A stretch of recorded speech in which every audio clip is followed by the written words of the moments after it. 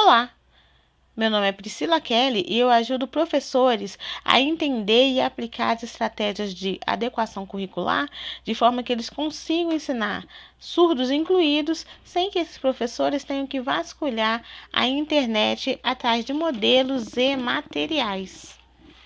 Hoje eu vou falar com você a respeito de uma estratégia para que o surdo, quando chegar em casa, ele consiga entender e fazer o dever de casa, ok? É óbvio que existem exceções, mas essa estratégia é uma estratégia boa e eu apliquei isso esse ano em uma das minhas turmas, onde eu tenho um surdo incluído, e até tirei foto do quadro para poder te mostrar como que você também pode aplicar essa mesma estratégia.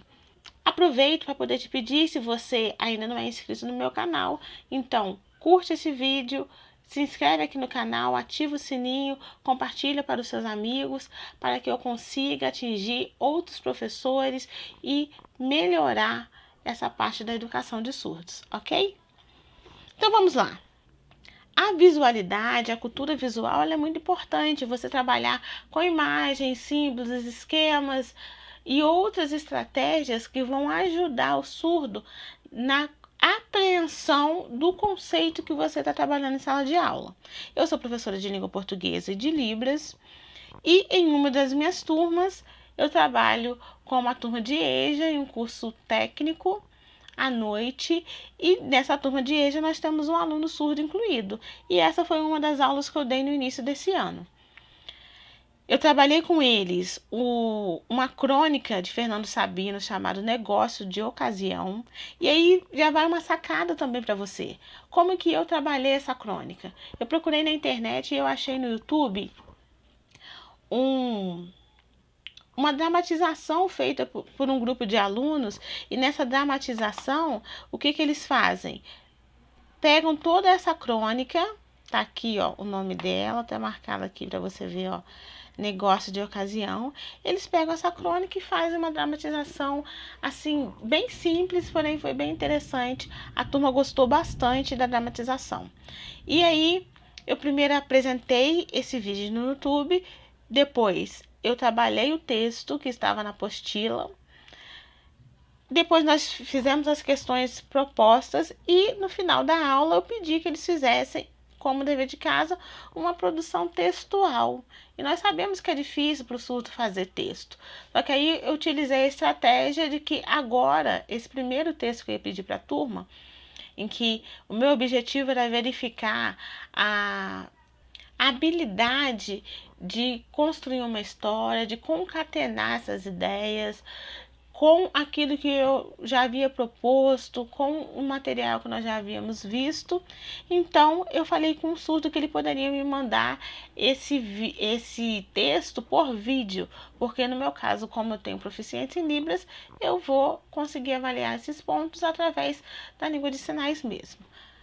Esse é um primeiro momento. É óbvio que em um momento posterior, nós vamos começar a focar na parte da escrita. Ok.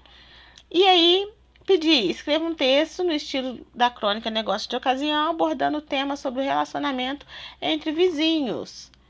Inicialmente, o que eu fiz aqui quando eu fui explicar para ele? Eu coloquei aqui um símbolo para poder ajudar esse surdo a entender o que seria essa produção textual.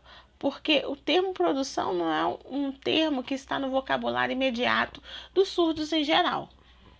E textual, já havia ali talvez uma dica nesse texto, que ele poderia ali correlacionar com o texto. Mas, mesmo assim, eu coloquei aqui esse acréscimo, porque se ele quisesse, ele poderia até me entregar em texto escrito também.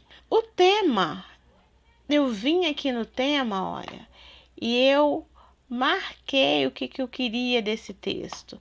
Então, se ele só olhasse a figura aqui, ó, o símbolo e o que eu marquei, ele já saberia que era um texto, que o tema era relacionamento entre vizinhos. Aí, o que eu fiz para poder complementar? coloquei aqui caminhos que ele poderia seguir, não só ele, né? Isso eu fiz e falei com a turma toda. Então, coloquei aqui um pequeno roteirinho sobre palavras que iriam guiar, que poderiam guiar esse texto. Será que esse relacionamento é bom?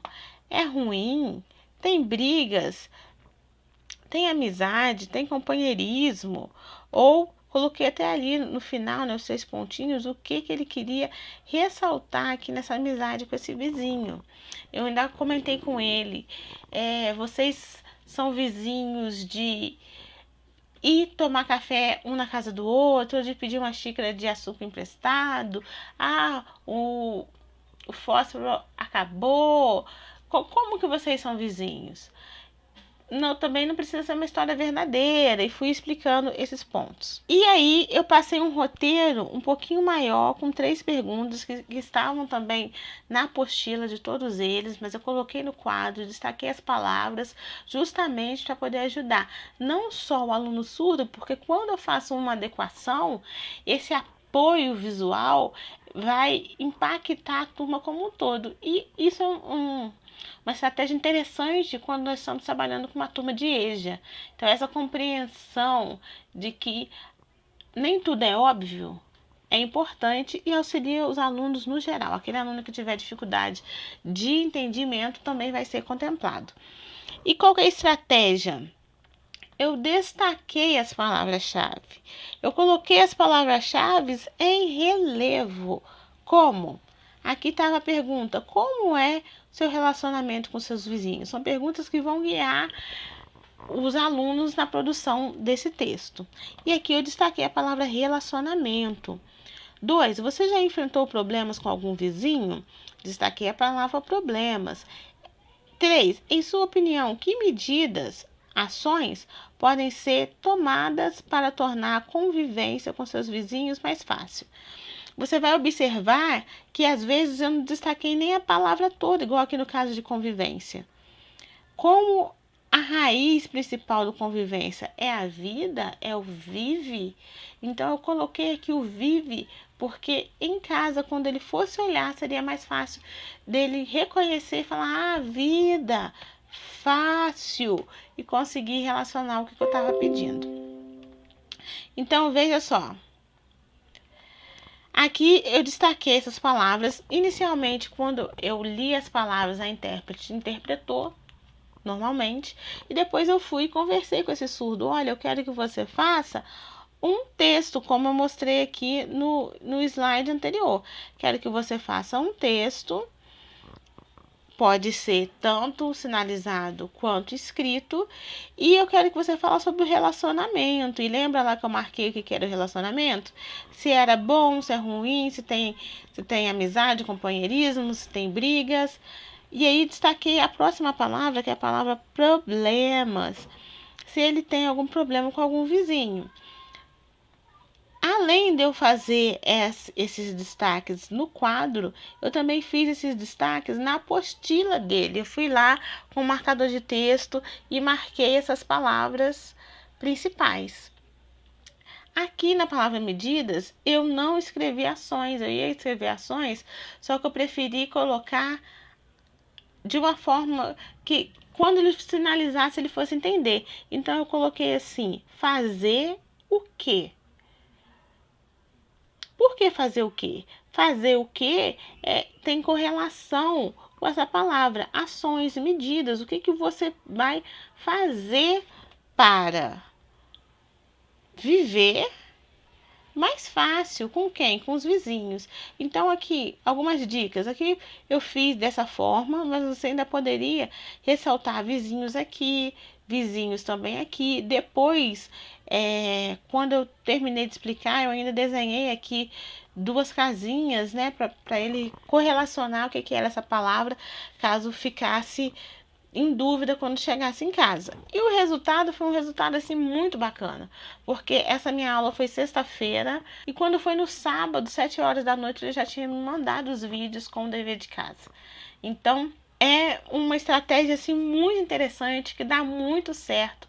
Marca as palavras-chave, tenta deixar essa palavra igual que eu fiz com o Vive, e eu fiz lá no caderno dele como fazer o que para medidas. Deixa essa palavra o mais fácil possível para ele conseguir associar e fazer a leitura em casa. Assim ele vai conseguir caminhar e ter êxito dentro desse processo de ensino-aprendizagem em salas de aula inclusivas, ou seja, que tem alunos surdos e ouvintes, ok? Relembrar para você as minhas redes sociais, então me siga aqui, YouTube, Professor Inclusivo, tem também no Instagram, Professor Inclusivo, ou no Facebook. Muito obrigada e até mais!